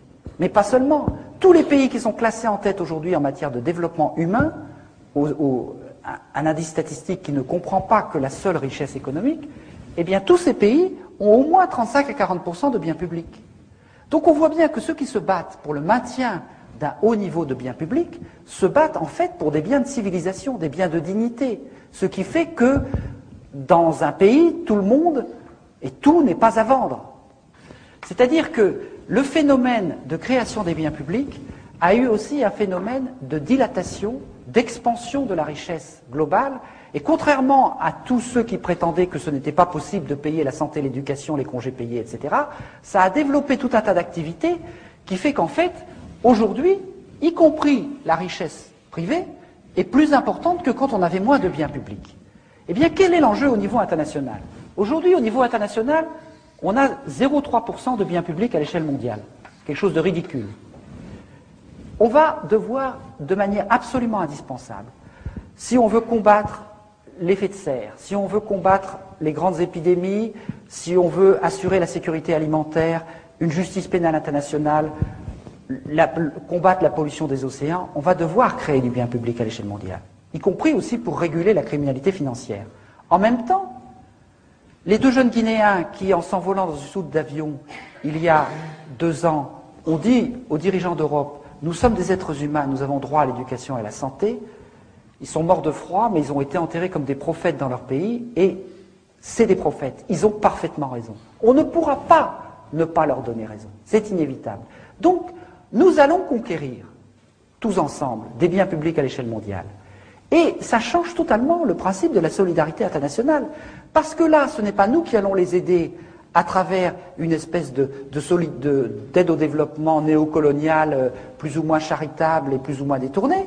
Ceux qui vont se battre pour conquérir du bien public parce qu'ils ne l'ont pas, eh bien, en fait, c'est eux qui vont nous aider. Parce que c'est eux qui vont initier un jeu à somme positive par rapport à une humanité qui aujourd'hui va droit dans le mur en confinant ses richesses à un tout petit nombre. Donc on se rend compte que la perspective d'une construction des biens publics à l'échelle mondiale, sur laquelle nous avons beaucoup travaillé et qui est beaucoup plus accessible que vous ne pensez, parce que nous avons dans notre mémoire le souvenir de la manière dont nous les avons conquis, eh bien, cette construction des biens publics à l'échelle mondiale renverse complètement la perspective de la solidarité internationale. Et à partir de là, j'en viens maintenant tout de suite à ma conclusion, si un Jean-Christophe Mitterrand, qui plaide son innocence dans tous les sens du terme, est capable de planquer 13 millions de francs en Suisse pour ne pas payer l'impôt, ça veut dire que bientôt il n'y aura plus que les pauvres et les imbéciles pour payer leurs impôts, c'est-à-dire pas grand monde. Qu'est-ce que c'est que ça ici? C'est pas la quête à la sortie des églises, c'est le fisc. Le fisc, c'est une œuvre de civilisation. Il n'y a pas de bien public s'il n'y a pas un petit peu de solidarité collective. Qu'est-ce que c'est que les paradis fiscaux? C'est la destruction du fisc, c'est-à-dire la destruction de tout ce que nous avons conquis en 2 siècles. Donc vous voyez aujourd'hui clairement que les paradis fiscaux, ce n'est pas seulement par là que s'en va tout le sang et toute la richesse de l'Afrique, c'est aussi par là qu'est en train de se détruire tout ce que nous avons conquis de notre côté. Et par conséquent, pour ceux qui avaient un petit peu perdu leur boussole en matière militante, nous savons maintenant clairement ce que nous ne voulons et ce que nous ne voulons pas. Si nous voulons des biens de civilisation, c'est-à-dire des biens publics, eh bien, en même temps, nous savons que nous devons combattre ce qui les détruit, c'est-à-dire la criminalité financière.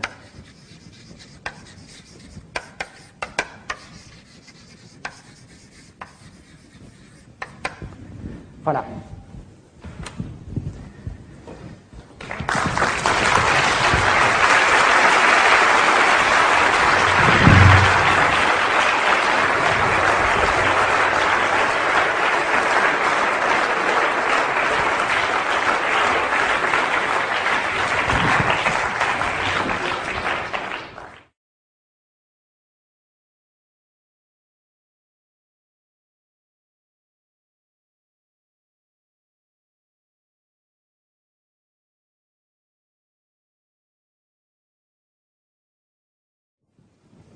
Bon, je vais d'abord répondre à ces 2 questions parce qu'elles sont importantes et elles vont ensemble.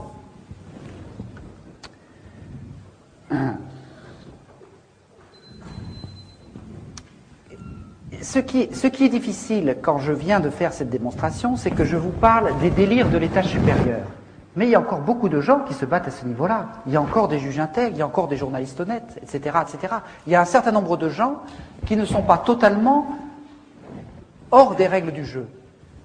Même si par rapport à la justice et au droit, pour dire les choses autrement, la démocratie, c'est d'abord la capillarisation des contre-pouvoirs, c'est-à-dire le fait qu'à cet étage-là, un certain nombre de gens défendent les règles du jeu contre des gens qui les méprisent. Et évidemment, si les contre-pouvoirs disparaissent, il n'y a plus de démocratie. Or aujourd'hui, ce que j'explique dans mon dernier livre Noir Chirac, c'est que Chirac a partie liée totalement avec ceux qui sont en train de verrouiller très rapidement 2 des contre-pouvoirs majeurs qu'il y a en France, c'est-à-dire la justice et les médias, la haute hiérarchie judiciaire et la propriété progressive d'un certain nombre de médias, l'un des derniers épisodes étant le Figaro, conquis par Serge Dassault, l'héritier du lobby militaro-industriel, mais c'est pas fini. Donc on voit bien que à la fois, aujourd'hui, on assiste à des choses qui donnent un espoir formidable. Hier, dans Le Monde, vous avez vu, nous avons créé une association avec Maître Bourdon, qui m'a défendu contre les chefs d'État, et cette association a porté plainte au nom de 7 paysans camerounais dont les plantations ont été massacrées par un exploitant forestier français. Et en fait, on en a tout à fait le droit, puisque Rougier est de droit français. Et par conséquent, nous avons créé une association pour porter les plaintes des gens qui sont victimes au Sud des sociétés françaises. Et c'est tout à fait possible. Mais il y a beaucoup d'autres choses dans le même genre. Pour la première fois, un trafic d'armes a été dénoncé par un petit juge, comme on dit. Qu'est-ce qui est en train de se passer? Il y a 40 ans, Maître Jacques Vergès inventait la stratégie de rupture pour défendre les Algériens colonisés qui se battaient pour leur indépendance en disant « Nous contestons radicalement la justice française ».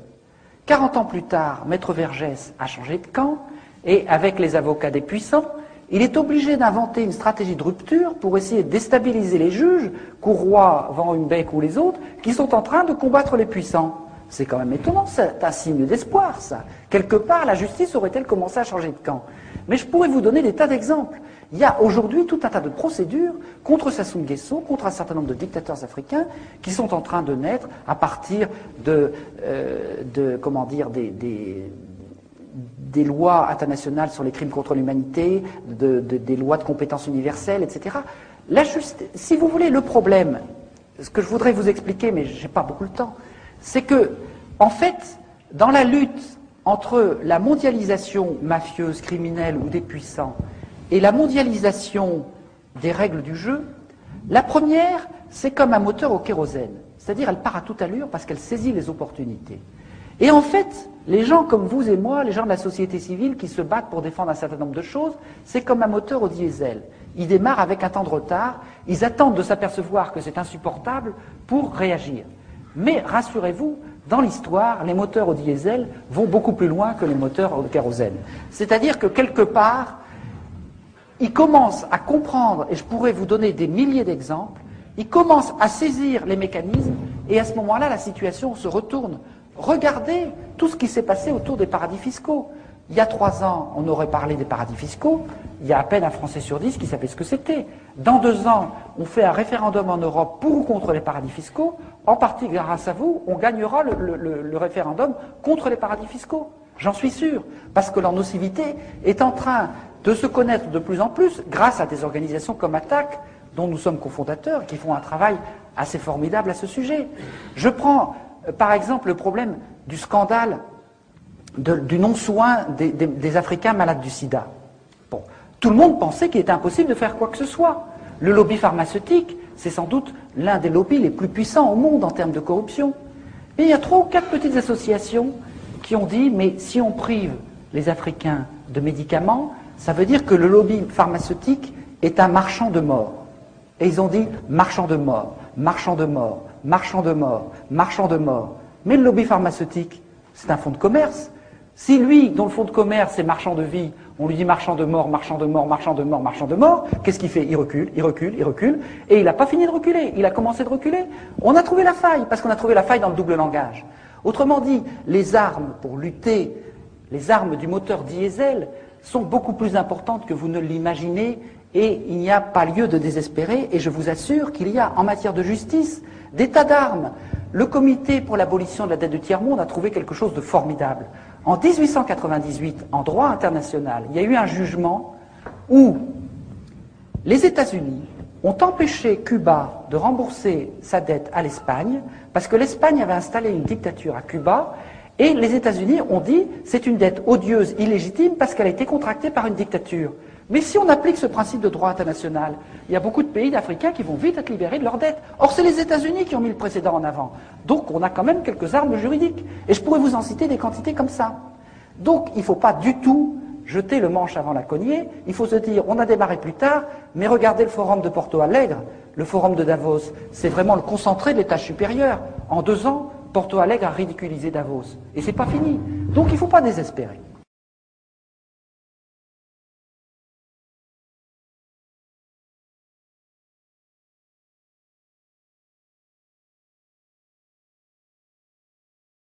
Ben, je vais d'abord répondre à ces 2 questions parce que c'est plus facile en s'en souvenant. D'où vient l'information? L'information, elle est accessible. Même les services secrets vous disent qu'il y a 90% de l'information qui vient des sources ouvertes. Il suffit de faire un travail de chercheur d'or, de dépouiller l'ensemble de la presse française et étrangère. Alors la presse française, il y a une bonne partie des informations, mais vous savez, c'est comme certains poissons dont raffolent les Japonais. Quand vous connaissez bien les désinformateurs, c'est souvent là qu'il y a la meilleure information. Donc il suffit d'isoler le poison et on trouve un certain nombre de choses. Donc vous avez toute la presse française, toute la presse étrangère qui n'a pas du tout les mêmes biais que la presse française, Pas toujours. Et puis, on peut se constituer au fur et à mesure un certain nombre d'amis à travers le monde, journalistes, experts, défenseurs des droits de l'homme. Et enfin, depuis 10 ans, il y a des milliers d'Africains qui sont venus nous dire ce qui se passait chez eux et qui ne pouvaient pas publier. Et quand on croise ces 4 sources, on arrive à se faire une idée assez précise quand même de la situation. Sur les causes internes, vous avez tout à fait raison d'évoquer ça parce que j'étais tellement pressé d'arriver à la fin que j'ai oublié une précaution oratoire que j'utilise chaque fois, c'est de dire que je n'allais pas beaucoup parler des causes de la responsabilité des Africains dans cette situation, non pas qu'elle ne soit pas aussi importante, mais parce qu'on vous en parle tout le temps, et qu'il me semblait utile de faire l'information sur dont on ne vous parle pas, c'est-à-dire les responsabilités de l'extérieur. Mais ce serait évidemment une forme de néocolonialisme à l'envers que de dire que les Africains n'ont pas une part importante dans cette situation. Alors, à ce propos, je voudrais dénoncer 2 armes extrêmement importantes, 2 armes idéologiques très importantes du néocolonialisme en Afrique. Et une troisième. La troisième, c'est le mépris, mais j'en ai déjà parlé. C'est-à-dire que quand vous discutez avec des gens qui opèrent ces manœuvres de la France-Afrique ou de la mafia-Afrique, ils ont un mépris incroyable de l'Afrique, un mépris invraisemblable. Ils disent l'Afrique c'est une page blanche, on peut faire ce qu'on veut, il n'y a pas de créativité politique et culturelle, etc. Ce qui est une connerie monumentale, c'est quand on connaît l'histoire de l'Afrique, mais en même temps, il y a un certain nombre d'Africains qui finissent par le croire.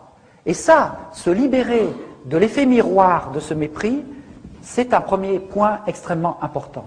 Le deuxième point, c'est que je vous ai expliqué qu'après la colonisation et l'esclavage, l'Afrique a hypertrophié ses solidarités de proximité. Elle doit reconstruire l'étage des règles du jeu et de l'échange et l'étage de son accès à la société monde. Or, il y a 2 idéologies qu'on inculque à l'Afrique et qui l'empêchent en permanence de sortir de là, qui la font retomber là-dedans. C'est l'idéologie qui consiste à dire la fatalité de la corruption. Parce que s'il y a fatalité de la corruption en Afrique, qu'est-ce que ça veut dire? Ça veut dire qu'il n'y a pas de solidarité possible hors de la famille immédiate et du clan, donc que l'Afrique n'est pas capable de reconstruire des règles du jeu, et que par conséquent elle est condamnée à être toujours dépendante et à rester enfermée dans son rez-de-chaussée. Or, il y a tout un tas de gens qui vous disent « la corruption c'est pas grave, c'est naturel, etc. etc. » Vous savez très bien que quand je dirais, ce que l'Afrique a de valeur et de tradition, ce n'est pas le pillage, le mensonge, etc. On apprend autre chose. Mais après ça, on vous dit, vous ne pouvez pas fonctionner à l'étage supérieur sans la corruption.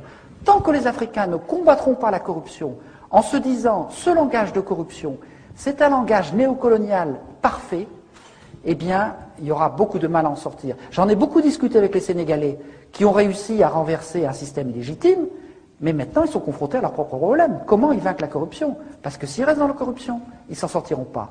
Et le deuxième langage idéologique, c'est le langage de l'ethnisme. On vous dit, vous ne pouvez pas fonctionner en dehors des solidarités ethniques. Mais si vous ne pouvez pas fonctionner en dehors des solidarités ethniques, c'est que vous n'êtes pas capable de mettre en place des règles du jeu qui permettent de les dépasser. Au Congo-Brazzaville, où il y a eu, pendant les 10 premières années, quand même un véritable effort d'indépendance. Il y a eu des syndicats qui se sont créés, par exemple. Ces syndicats étaient naturellement nationaux, transethniques. Eh bien, aujourd'hui, il y a des gens qui veulent détruire les syndicats pour faire un syndicat par ethnie. Mais si on fait ça, ça veut dire qu'on enferme le pays complètement au rez-de-chaussée. Il n'en sortira plus.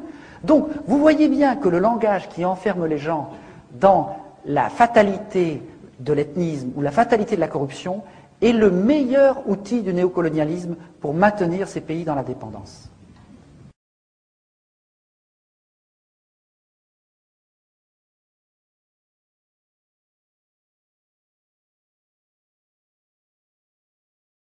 Alors sur le lien, ce lien je le fais dans le dernier ouvrage Noir Chirac, justement le lien entre l'approche de Dominique Lorenz et l'approche de la France-Afrique.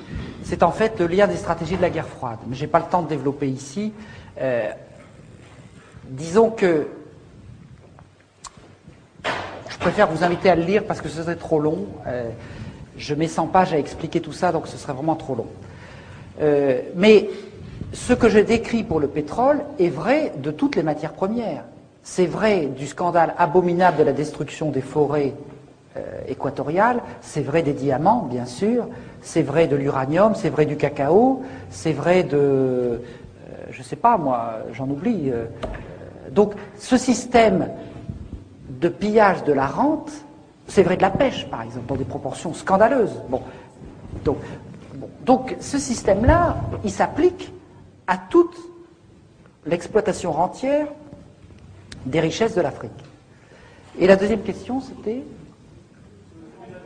Oui, sur le tribunal pénal international, je sais qu'il y a un certain nombre de gens qui sont sceptiques, mais nous nous battons énormément. Non pas, je ne parle pas du tribunal pénal international de La Haye ou tout ça, je parle de la Cour pénale internationale qui va démarrer à la fin de l'année. Bon. Il faut savoir quand même, en termes de biens publics, c'est quelque chose d'essentiel. Quand il y a eu, en 1945, la réaction du monde entier après le génocide des Juifs, plus jamais ça, les pays ont été obligés de réunir la Convention de Genève contre le génocide. Et en même temps qu'ils mettaient en place cette Convention de Genève contre le génocide, ils envoyaient leurs meilleurs juristes pour la rendre inapplicable.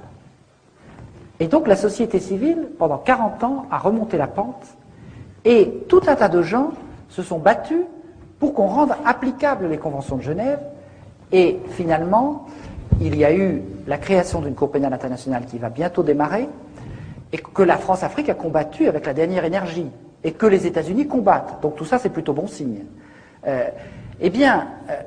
Pourquoi je n'ai pas, comment dire, je ne suis pas sceptique par rapport à la Cour pénale internationale? Parce que je crois à l'auto-évolution des institutions.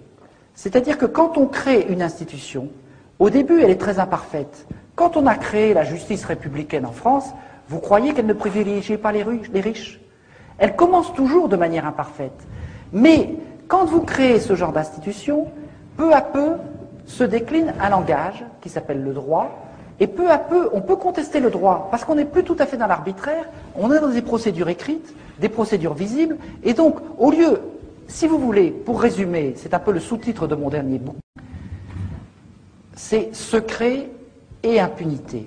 L'impunité va avec le secret.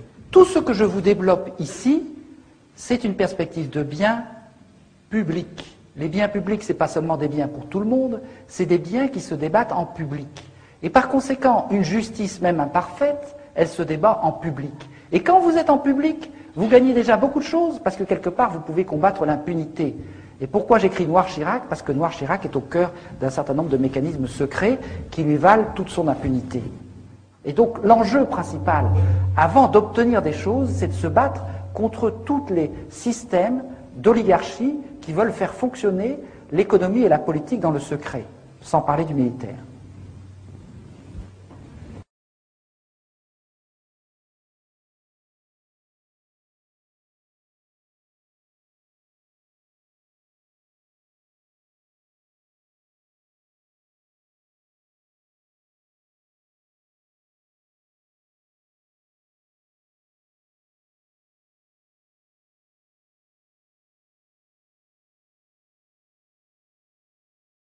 Alors je voudrais vous dire que je suis entièrement d'accord avec tout ce que vous avez dit. Tout ce que vous dites, c'est exactement le même constat que nous faisons. Je constate, je crois que vous êtes un peu plus de 200 aujourd'hui. Il y a 3 ou 4 ans, il y aurait eu 15 personnes. Si vous voulez, nous devons vaincre en France quelque chose de terrible. Les Français n'ont pas plus envie de savoir les crimes qui ont été commis par la France en Afrique, des crimes abominables depuis 100 ans, que les Autrichiens de savoir qu'il y avait proportionnellement plus de nazis en Autriche qu'en Allemagne. C'est-à-dire que, quelque part, il y a une protection extraordinaire de l'ensemble des médias, de la classe politique, mais aussi des citoyens contre les mauvaises nouvelles. Je suis en train de vous apprendre des mauvaises nouvelles. Et dans un premier temps, ça fait mal d'apprendre des mauvaises nouvelles. Après ça, on a envie de se battre. Mais personne n'a envie de franchir cette étape. Donc, nous avons dû lutter pendant 10 ans contre une résistance sourde de tout un tas de gens qui voulaient dire tout ça, ça n'existe pas. Nous avons été capables d'imposer le concept France-Afrique. Aussitôt, quelques journalistes bien payés ont été envoyés dans les journaux pour dire la France-Afrique c'est fini depuis 5 ans ou 10 ans. De même que Chirac vous dit en 1995, les financements politiques c'est fini depuis 1990, en 2000 il vous dit c'est fini depuis 1995, et en 2005 il vous dira c'est fini depuis 2000. Bon, eh bien on vous dit la France-Afrique c'est fini, alors que ça dure plus que jamais. Mais ce que je remarque, c'est quand même qu'il y a de plus en plus de gens qui ont envie de savoir et qui commencent à sentir, comme vous le disiez très bien, que ce n'est pas seulement le malheur des Africains qui est en train de se faire, c'est notre propre malheur. Comment pensons-nous que par rapport à un continent qui va bientôt compter 1 milliard d'habitants, nous pourrons avoir des relations pacifiques si nous continuons de vendre à l'Afrique ce que nous avons de pire en termes de voyoucratie? Bon, je crois que c'est de l'ordre de l'évidence.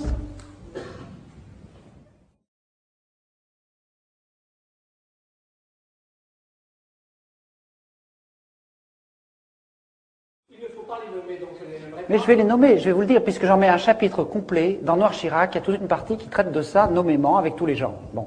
Donc si vous voulez, je n'ai pas peur de donner les noms.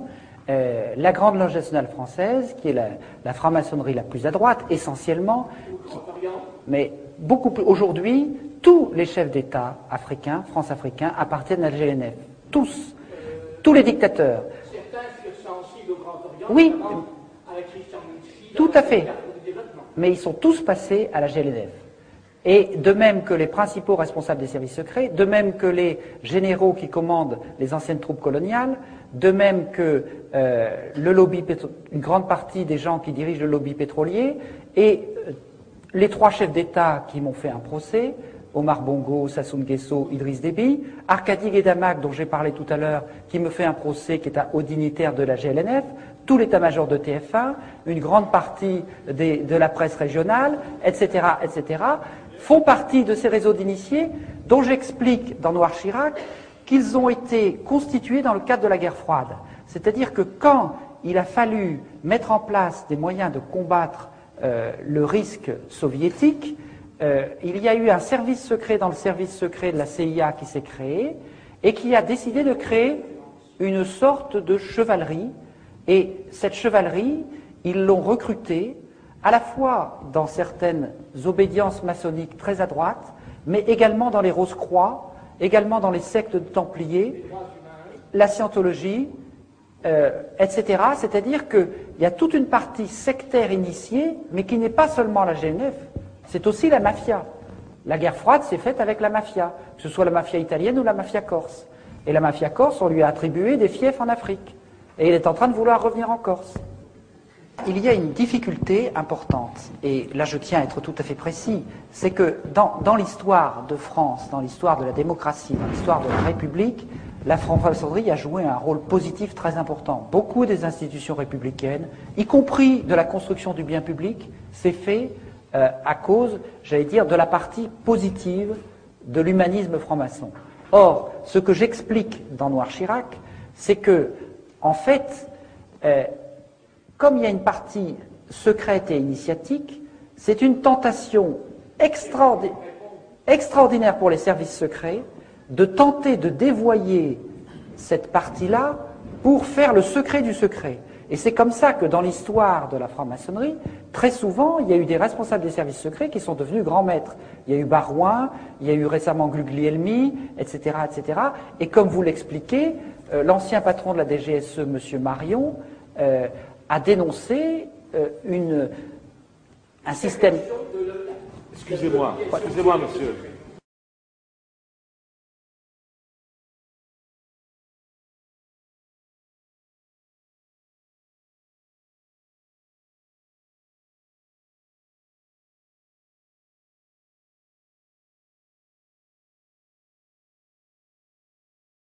Vous avez tout à fait raison. Tous ces enjeux sont profondément liés. Et nous avons créé, il y a 1 an et demi, une association qui s'appelle Bien Public à l'échelle mondiale, qui a fait un travail pluridisciplinaire tout à fait remarquable pour montrer comment, ce que je vous expliquais au début, dans notre mémoire de l'humanité, on sait qu'on est capable de conquérir du bien public par un espèce de moteur à 3 temps. C'est-à-dire qu'on démarre par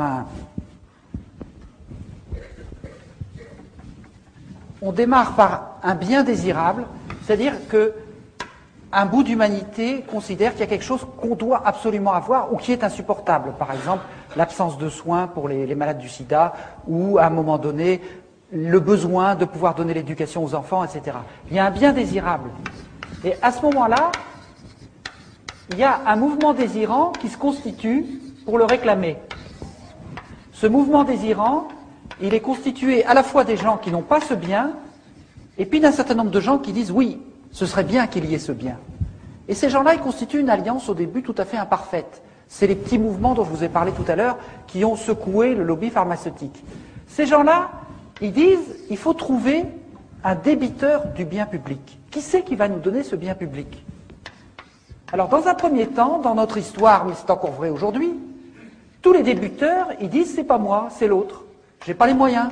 Vous demandez à la Banque mondiale, ils disent c'est pas moi. Le FMI dit c'est pas moi. L'ONU dit c'est pas moi, etc., etc. Donc à ce moment-là, qu'est-ce qui se passe? On repart pour un tour. Le bien devient de plus en plus désirable parce qu'il n'est toujours pas là et les gens le veulent. Le mouvement désirant, il commence à trouver des astuces, des failles juridiques, politiques, etc., etc. Et puis, il commence à tailler des croupières aux débiteurs qui n'en veulent pas. Ça repart 3-4 tours comme ça. Et puis finalement, à un moment donné, le mouvement désirant, il coince un débiteur. Le débiteur, il peut toujours pas, mais le mouvement, il est tel qu'on va lui en donner les moyens. Quand, au bout d'un long processus, on a dit il faut la santé, il faut la sécurité sociale elle n'avait pas les moyens, mais comme on lui a dit c'est vous la sécurité sociale qui allez le faire, on lui a donné les moyens. Donc tous ceux qui prétendent qu'on ne peut pas conquérir les biens publics parce qu'il n'y a pas de débiteur qui ait les moyens se trompent, parce qu'en fait, le débiteur a les moyens le jour où le mouvement désirant est devenu assez fort pour les lui donner. Et donc, c'est exactement ce type de travail que nous sommes en train de faire, et nous sommes en train d'ouvrir 5 chantiers sur les questions du climat, les questions de la santé, justement, les questions de la justice pénale internationale, les questions du droit maritime, la circulation des mers, et les questions de l'accès au crédit et de la monnaie, parce que la monnaie est un bien public quand on voit la manière dont aujourd'hui elle est mise entre des circuits criminels. Et par conséquent, ce qui nous apparaît maintenant, c'est qu'en fait tous ces combats, comme vous le disiez tout à l'heure, ils ont la même cible.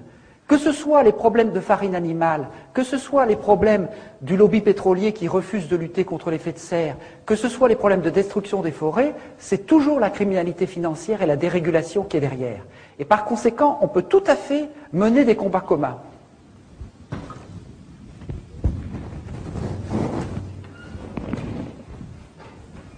L'ethnisme, c'est d'abord la manipulation de l'ethnisme. Un tas de gens qui développent des discours ethnismes, y compris au Rwanda ou ailleurs, n'y croient pas. Mais c'est simplement que c'est une arme politique redoutable pour conserver le pouvoir.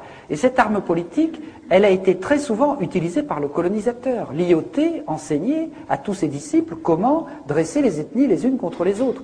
Donc l'ethnisme, c'est d'abord une manipulation, très souvent. C'est une manipulation pour obtenir le pouvoir.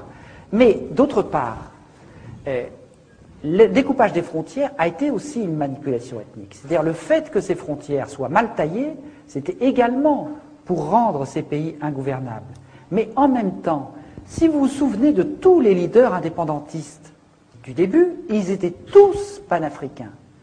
Et aujourd'hui encore, les plus éminents esprits qui se battent contre ces problèmes, avec lesquels on peut discuter, ils sont tous persuadés qu'il n'y a pas d'avenir en dehors du panafricanisme, ou tout au moins d'un débordement considérable des petits pays qui ont été créés pour être invivables par le colonisateur. Si vous regardez le début de l'histoire, les Olympio, les Kwame Nkrumah, les Umniobé, etc., tous ces gens-là, ils étaient panafricanistes, et c'est Focard qui s'est battu avec Houphouët pour diviser ces pays en tout petits morceaux. Donc, aujourd'hui, quand vous voyez que dans un élan de sagesse inattendu, l'ensemble des pays d'Afrique de l'Ouest, anglophones et francophones, ont décidé de créer une monnaie commune, Focard doit se retourner dans sa tombe. Bon, je pense que ça, ce sont des choses qui vont tout à fait dans le sens de la reconquête de l'accès de l'Afrique à l'économie monde. Ça suppose de dépasser les micro-États.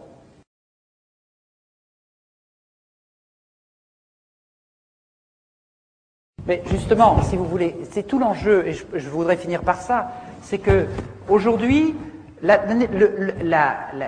néocolonialisme a pris au moment de l'indépendance des gens qui étaient ici, fonctionnant en clan ou en famille, pour les mettre ici et pour fonctionner exactement de la même manière, en court-circuitant complètement l'émergence des contre-pouvoirs. Et chaque fois qu'il y en a qui sont apparus, on les a plus ou moins éliminés. Ce n'est pas un hasard si dans ces États rentiers, gouvernés par des clans, chaque fois qu'il y a des gens qui veulent créer de la richesse économique ou des activités, l'administration fait échouer la création d'activités parce qu'un développement productif suscite des contre-pouvoirs des classes de travailleurs et d'entrepreneurs qui ne dépendent pas de l'État. Donc aujourd'hui, la bataille centrale pour développer, je dirais, les indépendances africaines, c'est la bataille qui consiste à développer à tous les niveaux les mécanismes de solidarité et de construction économique, sociale et politique à cet étage-là. C'est cet étage-là, l'étage des valeurs. Si vous voulez, pour moi, aujourd'hui, le travail essentiel en Afrique, c'est un travail politique, historique, anthropologique, etc. C'est que les Africains discutent, débattent, ils essaient de dire quelles sont nos propres valeurs, qu'est-ce qui va nous permettre de reconstruire, qu'est-ce que nous avons en nous qui nous permet de refuser la corruption, qui nous permet de bâtir des règles du jeu où nous nous reconnaissons, qui ne nous sont pas imposées. Et personnellement, je pense que si les Africains font cela, ils vont apporter énormément au monde. On dit toujours il n'y a pas de contre-pouvoir en Afrique, il y a des chefs, etc. Mais quand vous regardez les chefs, la tradition africaine, il y a une sophistication des contre-pouvoirs, de capacité d'empêcher le chef de délirer, tout à fait extraordinaire. Pour moi, il y a autant de réserves, d'inventivité politique dans les traditions africaines qu'il n'y a de réserve pour les médicaments du futur au XXIe siècle dans les forêts africaines. Je crois tout à fait que l'Afrique va être capable d'inventer des formes de démocratie, des formes de contre-pouvoir, de légitimité, de solidarité et d'échange qui vont nous apporter beaucoup. Mais pour qu'elle y arrive, la première condition, c'est qu'elle ait confiance en elle-même. Ça, c'est un ballon, ça ne fonctionne qu'en la confiance. Si les Africains n'ont pas confiance en eux-mêmes, ils ne seront pas capables de déployer tout ce qu'ils ont et qui vont leur permettre de construire ces étages dont ils ont montré dans le passé qu'ils étaient parfaitement capables de les construire. Alors, moi, excusez-moi.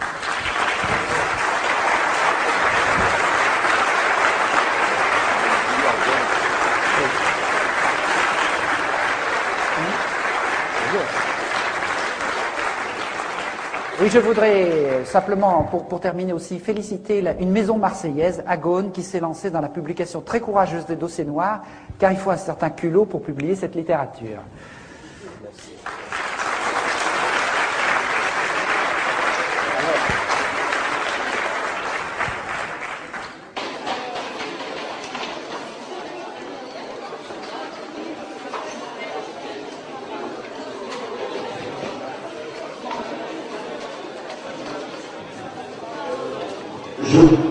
Excusez-moi, je voudrais juste donner le titre de